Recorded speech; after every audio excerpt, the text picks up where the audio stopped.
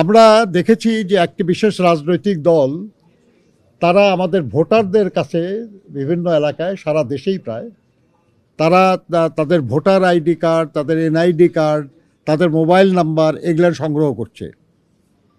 উদ্দেশ্য পরিষ্কার বোঝা যায় যে কেন তারা এটা করছে। আমরা বহু নির্বাচনে অংশগ্রহণ করেছি, কিন্তু কখনো এই ঘটনা ঘটে নাই, আর আসলে এটার কোনো প্রয়োজনও নাই। কিন্তু তারপরেও যে করা হচ্ছে, এটা তো কোনো বিশেষ উদ্দেশ্যেই করা হচ্ছে। এটা নির্বাচনে ভুয়া ভোটার তৈরি করে তাদেরকে দিয়ে ভোট দেওয়ার চেষ্টা করার একটা ব্যাপার আছে, এবং তাদের বিকাশ নাম্বার নেওয়ার অর্থ হলো যে কিছু অর্থকরী লেনদেনেরও সম্ভাবনা আমরা দেখছি। আমরা এই ব্যাপারে তাদেরকে ব্যবস্থা নেওয়ার জন্য বলেছি, কারণ এটা নির্বাচন কমিশনের দেখার বিষয়।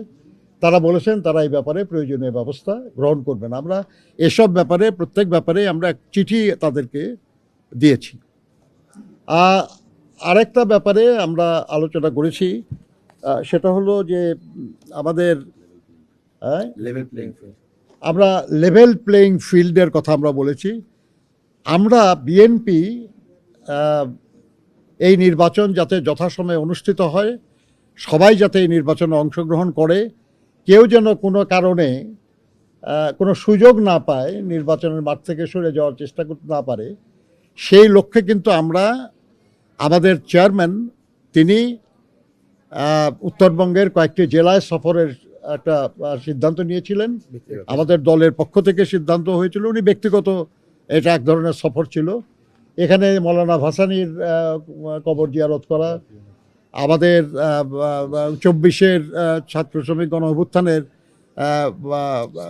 আবু সাইদ যিনি শহীদ হয়েছিলেন রংপুরে, তার কবর জিয়ারত করা, এবং দেশের ওই অঞ্চলের বিভিন্ন স্থানে এই গণ অভ্যুত্থানে যারা শহীদ হয়েছেন কবর আছে তাদের কবর জিয়ারত করা। আমাদের চেয়ারম্যান ওনার নানির কবর উনি জিয়ারত করতে পারেন নাই, সেই কবর জিয়ারত করা, এবং তার গ্রামের বাড়িতে যাওয়া, এবং তার মার জন্য কয়েকটি জায়গায় দোয়া মাহফিলের আয়োজন করা হচ্ছিল, সেখানে অংশগ্রহণ করার উনি চিন্তা করেছিলেন, সিদ্ধান্ত নিয়েছিলেন, এবং তার প্রস্তুতি নেওয়া হয়েছিল। পরিষ্কার বলে দেওয়া হয়েছিল যে এটা উনি কোনো রাজনৈতিক সমাবেশে অংশ নেবেন না, কোনো রাজনৈতিক বা নির্বাচনী কোনো বক্তব্য রাখবেন না, এটা স্রেফ হবে তার ব্যক্তিগত সফর। কিন্তু তারপরেও এই ব্যাপারে